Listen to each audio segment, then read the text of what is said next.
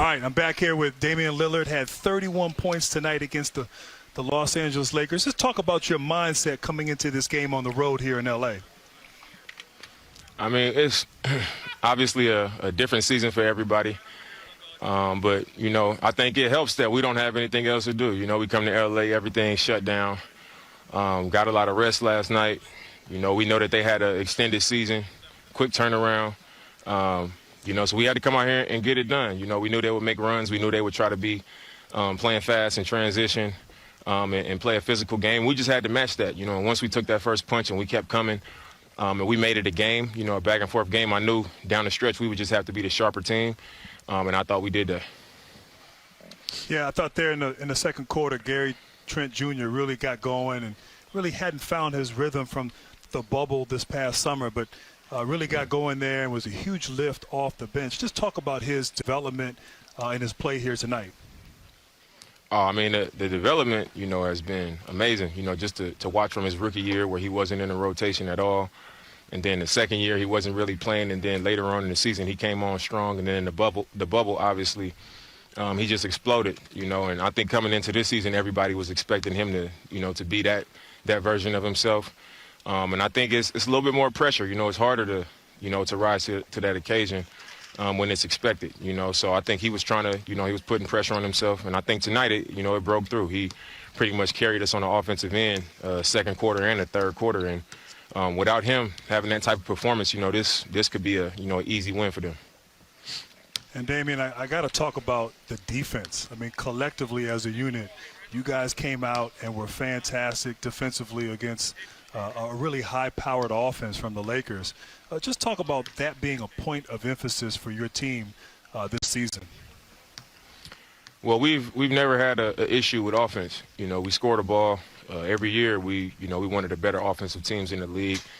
And for us to really become a better team than we've been over the last few years is going to be us taking the challenge defensively. And we know it's not going to be perfect, especially when you're going up against a strong offensive team like the Lakers, like you just said.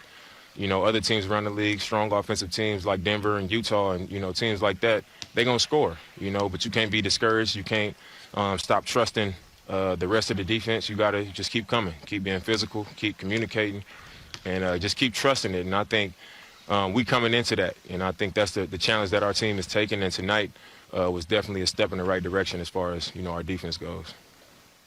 That's great. And my last question. Last season, you averaged 36 points in 3 games against the Lakers, the most by a Laker opponent. Tonight you had 31, 21 in the second half. What is it about you playing against the Lakers where you rise to this level of play? I think it's just the challenge that they present. Every time I play against them, they sending guys at me. I'm seeing 2 and 3 bodies. And it's just one of those games where if you don't take that 2 out, they can really put you away and you could have a terrible game. So you got to be aggressive. You got to attack them. They make you think. You got to find your way. You got to, navigate your way through the game and try to find looks and make plays and just stay engaged. And I think when I'm forced to do that, play after play after play for 48 minutes, that's when I'm at my best. When it's a challenge out there and, they always present that challenge. Hey, great game, Dame, and great team win, and good luck for the rest of the season, all right? Appreciate it, man. Thank you. Thank you. All right, Grant, thanks to you and to Damian Lillard, who generally tells it like it is, Candace, and he knows the reputation of the Trailblazers. Not a great defensive team over the last few years, and he said that they've got to be better to get where they want to go. What is the gap between saying it and doing it over the course of a regular season? Well, actions speak louder than words, and we've seen the transformation of the way that the Lakers played last year when LeBron James decided to play defense, when he decided to take ownership, and those guys around him really embraced that and really did it. Because when your star player is playing defense, then you feel as though you have to carry your weight as well. And this Portland Trailblazer team, Dame said it best, they can score the ball with anybody. And when you have that offensive firepower and the way in which they can score from outside, inside, so many weapons, they share the ball. The only time you kind of are able to not be in games or lose games is because you lack effort and energy and responsibility on that defensive end. And so if CJ McCollum and Damian Lillard really buy in to that, I'm telling you, I might have to get on Chuck's bandwagon and ride with them coming out of the West. I do think defensively they showed what they're capable of tonight, and it'll be interesting to see if that can continue. But that's also a reflection of the leadership in their locker room, right? Like when your best players take that ownership and that accountability, say, you know what, I got to be better on this side of the ball. And Candace made a great point. We saw that reemergence defensively from LeBron. That's got to happen for them. And it's harder for those guys because, this is a team, they don't have a lot of rim protection. They got some good individual defenders. I think they can compete. They've got better depth, and I think their culture can change. So Terry Stotts is going to have to continue to challenge this group. And then what has to happen is they've got to do it over the course of the season because just because you do it once doesn't mean a whole lot. It's got to be a part of your DNA and who you are moving forward. So, the next month I think is going to be really big to find out if they've bought in on that side of the ball or do they resort back to just trying to outscore you. But tonight I thought was a big step in that direction. They came up with some key stops when they had to, and their offense looks better, I think, in part because they've improved defensively. It takes a lot of pressure off of you to play hero ball when you feel like, we can come up with big stops in big moments down the stretch. Well, that's been their thing over the last few seasons. Their margin for error was so slim, and you had to count on heroics by Damian Lillard or C.J. McCollum at the end of games to pull them out. Nice to have easier cushions, larger cushions, easier wins. All right, the rest of the night. Hello and welcome to Access Sportsnet. Lakers driven by your Southern California Honda dealers. Chris McGee, James Worthy, Robert Horry. Brez will be joining us soon. We got Allie and Trudell working the post game via Zoom. Lakers lose to the Blazers. They're going to fall to 2-2 on the season. Heading out on the road here coming up for the first road trip of the season. One of these early season games, guys, where they looked great in spurts, but it was all Portland down the stretch. A little sloppy on the Lakers' part. Yeah, I mean, when you're the champions and when you've beaten Portland and, just, 85, 90 days ago, you're the team to beat. Portland's a different team this year. They're healthier. They got healthier toward the end of the bubble, but they have their full strength now. And the key tonight, I think, was just the bench. The Lakers without Caruso only scored, I think, 23, 24 points compared to what Trent was able to do in that bench. They had like maybe 45, 47 points. And when you don't have AD at full, capacity, you're going to have some problems. And I thought, they had glimpses, but glimpses don't work against Portland because they have those dynamic guards. And then they had a supporting cast that came to play tonight. So, yeah, they're going to have to look at some video and make some corrections.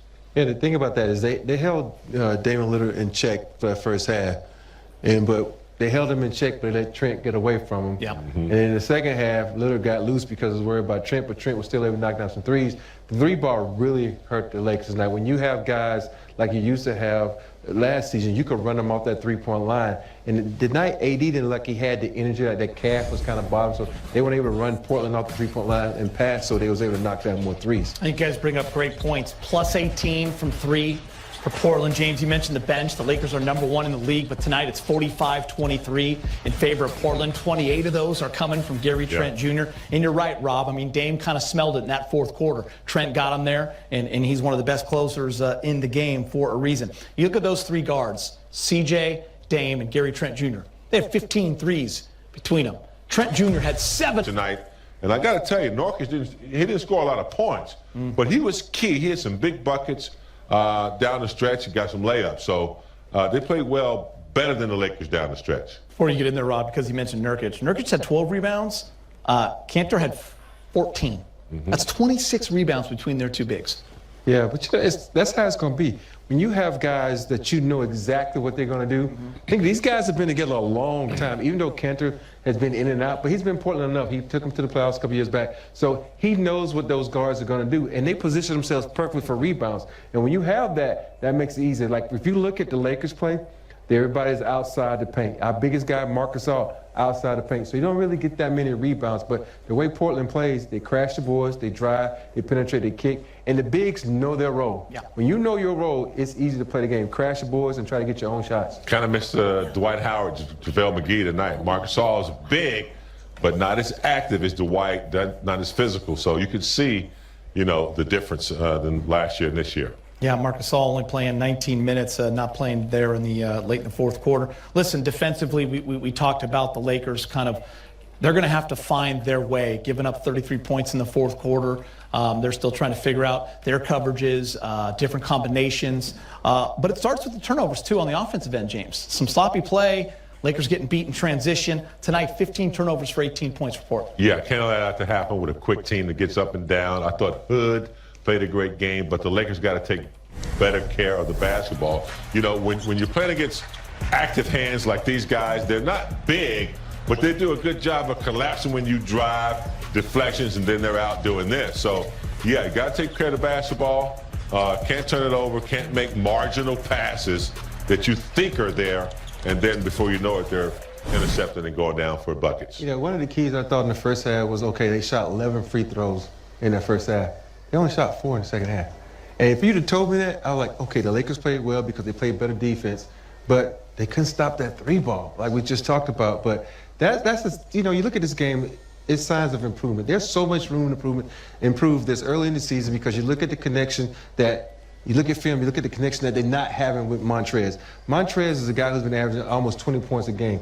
Tonight, he wasn't used enough for me because when you're not scoring like that, go inside to a guy like Montrez. I know you have AD, who's a $20 million man, and all this kind of stuff, but sometimes guys like Montrez have an advantage. I'm curious, guys. I feel like in the past, Lakers 2-2 with this kind of a team losing a game at home to Portland. Maybe there's people tilting a little bit. You're starting to overthink this. There's just a different feeling. It's a short off season. Lakers are the champs. It's almost like, we talked a lot about the preseason, James. You kind of expect nights like this. You can't overthink it. I mean, the Lakers have a big target on their back, too. They are the champions. Portland has always played well against the Lakers. So